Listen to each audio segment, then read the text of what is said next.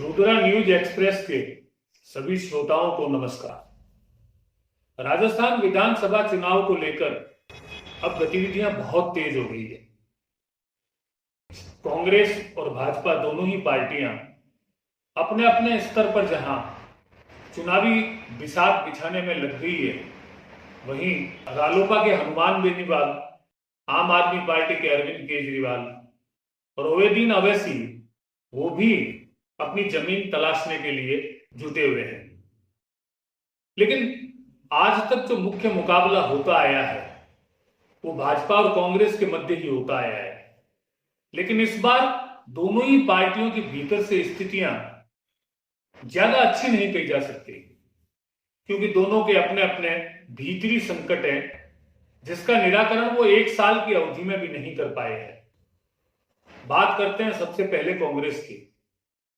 कांग्रेस में पिछले 3 साल से सचिन पायलट और अशोक गहलोत दोनों गुट आमने सामने हैं और उनकी जुबानी जंग इतनी तेज है कि कांग्रेस कार्यकर्ता खुद एकदम असमंजस की स्थिति में है कि वो किसे कांग्रेस माने और किसे कांग्रेस न माने।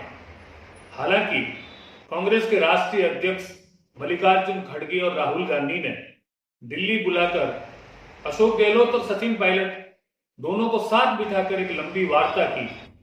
वार्ता के बाद बाहर आकर संगठन महामंत्री केसी वेणुगोपाल ने कहा कि सब ठीक है और हम राजस्थान में मिलकर चुनाव लड़ेंगे। उनकी अगल बगल में अशोक गहलोत और सचिन पायलट दोनों खड़े थे, लेकिन उस पूरे प्रोसेस में दोनों के मुंह से एक शब्द भी न निकला। इसके अलावा उनकी दोनों की बॉडी लैंग्वेज भी कुछ अलग ही कहानी कह रही थी। तो फिलहाल सचिन पायलट कांग्रेस की जरूरत है, इस बात से इनकार नहीं किया जा सकता, क्योंकि निजी स्तर पर जितने भी सर्वे हुए हैं उनमें यह बात खुलकर सामने आई है कि अगर गहलोत और पायलट मिलकर चुनाव नहीं लड़ते हैं तो कांग्रेस जैसी सफलता की कल्पना करती है उसे पाना टेढ़ी खीर है।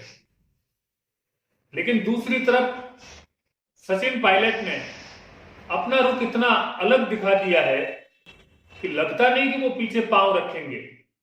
हम जानते हैं कि राजस्थान में पीके की एंट्री हो चुकी है और पीके पिछले 3 महीने से सचिन पायलट की इमेज को बिल्डअप करने का काम अपनी कंपनी के कर्मचारियों के माध्यम से कर रहे हैं। ये जानकारी सबको है। खड़गे से बैठक करने के बाद निकलते ही अशोक गहलोत ने जो बयान दिया कि अगर सचिन पायलट कांग्रेस में है तो हम मिलकर ही चुनाव लड़ेंगे, ये देखा जाए तो पायलट पर करारा तंज था। उस तंज का जवाब पायलट ने तत्काल तो नहीं दिया, लेकिन 2 दिन बाद जब वो अपने विधानसभा क्षेत्र टोंक पहुंचे तो वहां उन्होंने पत्रकारों के सामने खुलकर कहा कि मैंने जन संघर्ष पदयात्रा के जरिए जो 3 मांगे भर्ती को लेकर उठाई थी, आरपीएससी भंग करने की, जिन लोगों के पेपर निरस्त हुए उनको मुआवजा देने की और जांच करने की, उन तीनों मांगों से मैं पीछे नहीं हटूंगा और वो तीनों मांगे मेरी अब भी जीवित है और उन मांगों पर मैं कोई समझौता करने के लिए तैयार नहीं। उनके इस जवाब को पूरक किया पायलट गुट के ही विधायक वेद प्रताप सोलंकी ने। पीसीसी में सह प्रभारी ने जयपुर क्षेत्र के विधायकों की और जनप्रतिनिधियों की बैठक बुलाई। वे पीसीसी तो पहुंचे लेकिन बैठक में शामिल नहीं हुए और बाहर पत्रकारों से उन्होंने स्पष्ट कहा कि मैं पायलट के साथ हूं। और पायलट जी ने जो कहा उस बात को मैं भी दोहराता हूं कि हमारी जो 3 मुख्य मांगे थी उन पर पहले सरकार जवाब दे, चाहे तो उन तीनों मांगों को खारिज कर दे तो खारिज का जवाब दे, और या फिर उन तीनों मांगों को माने। उन्होंने दम ठोक कर कहा कि मैं उस हर निर्णय में पायलट के साथ रहूंगा, वो जो भी राजनीतिक तौर पर अपनी तरफ से निर्णय लेंगे, मैं पायलट जी से अलग नहीं। इन परिस्थितियों के बीच में एक सर्वे आया था, ट्रैक सर्वे था वो, उसमें बताया गया था कि अगर सचिन पायलट अपनी नई पार्टी बनाकर मैदान में उतरे तो क्या होगा। तो उसमें 20% लोगों ने ये कहा था कि उनको नई पार्टी बनानी चाहिए, लेकिन 34% लोग ये चाहते थे कि वो कांग्रेस में रहें और 35% लोग ये चाहते थे कि वो भाजपा में शामिल हो जाए। कुल मिलाकर इन तीन आंकड़ों से यह बात तो प्रमाणित होती ही है कि सचिन पायलट राजस्थान के विधानसभा चुनाव का एक बड़ा फैक्टर है। उनके बिना इस चुनाव की किसी भी तरह की रणनीति को अधूरा माना जाएगा और रणनीति तो छोड़िए, उसके परिणाम को लेकर भी लगाए जाने वाले सारे प्रयास अधूरे ही रहेंगे। पायलट राजस्थान विधानसभा चुनाव की एक बहुत बड़ी जरूरत है। अब देखना यह है कि 8 तारीख को जब राहुल गांधी विदेश यात्रा से वापस आएंगे तब कांग्रेस पायलट को लेकर क्या निर्णय करती है। इस बीच दोनों तरफ से, मतलब गहलोत और पायलट की गुट की तरफ से बयानों का जो हमला है वो रुक नहीं रहा है, उत्तरोत्तर ज्यादा बढ़ रहा है। और दूसरी तरफ पीके लगातार पायलट की इमेज को बिल्डअप करने में लगे हुए हैं और पायलट सीधे जनता तक पहुंचने में लगे हुए हैं। पायलट फैक्टर कांग्रेस की राजनीति को केवल तय नहीं करेगा, पायलट फैक्टर भाजपा की राजनीति को भी काफी कुछ तय करेगा। क्योंकि अगर कांग्रेस छोड़कर पायलट भाजपा में न जाए और कोई नया रास्ता अपनाए तो निश्चित रूप से वो भाजपा और कांग्रेस दोनों को बराबरी का नुकसान करेंगे। ऐसा नहीं है कि वो केवल कांग्रेस का नुकसान करेंगे। आप कल्पना कीजिए, जब किरोड़ी लाल मीणा ने अलग से दल बनाकर चुनाव लड़ा तो यही कांग्रेस जिसका कोर वोट था मीणा वोट, लेकिन उससे टूटा और उसके कारण कांग्रेस मात्र 21 विधानसभा सीटों तक सिमट गई। और आज भी गुर्जर और मीणा, इन दोनों जातियों पर बहुत बड़ी पकड़ है पायलट की। पूर्वी राजस्थान की 59 सीट ऐसी हैं जिन पर पायलट खुद सीधे असर डालते हैं।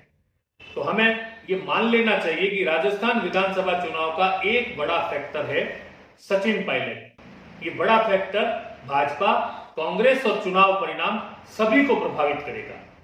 राजस्थान विधानसभा चुनाव का दूसरा बड़ा फैक्टर है 2 बार मुख्यमंत्री रह चुकी वसुंधरा राजे सिंधिया, जो वर्तमान में भारतीय जनता पार्टी की राष्ट्रीय उपाध्यक्ष भी है। उनकी इस चुनाव को लेकर क्या भूमिका होगी ये अभी तक भाजपा स्पष्ट नहीं कर पाई है।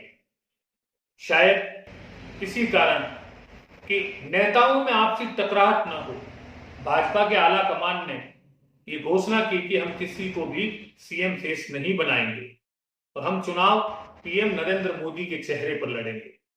और ये अजमेर की आम सभा से भाजपा ने स्पष्ट भी किया, जहां पीएम ने खुद ने राज्य सरकार पर और कांग्रेस पर हमले बोले और बाकी सब नेता मंच पर बैठे रहे। इसके अलावा सबसे बड़ी बात यह थी कि लाडू में जब भाजपा प्रदेश कार्य समिति की बैठक हुई तो चाहे कारण कुछ भी बताया हो, लेकिन उस बैठक में वसुंधरा राजे नहीं गई और उनके कई समर्थक भी बैठक से नदारद रहे। ये इस बात का संकेत था कि वसुंधरा राजे और उनके समर्थक ये चाहते हैं कि राजस्थान विधानसभा चुनाव में भाजपा की रणनीति में उनका स्थान क्या होगा ये तय हो।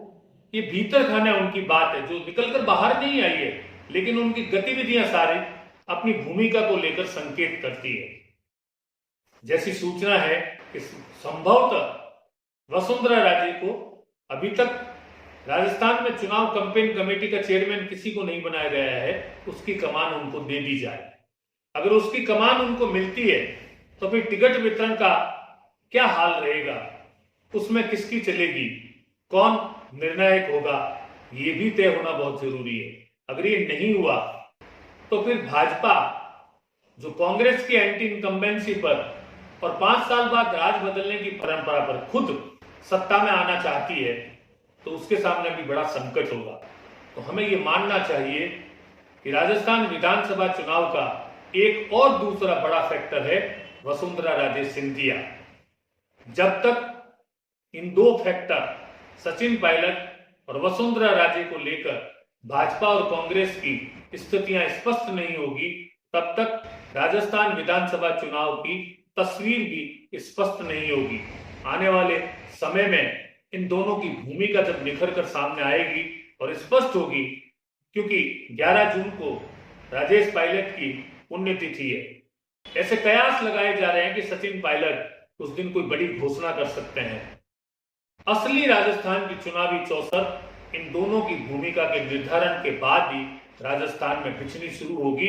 इसलिए समय का इंतजार करें और देखें कि चुनावी घोड़े या चुनावी रथ किस दिशा की तरफ मुड़ते हैं। बहुत बहुत धन्यवाद।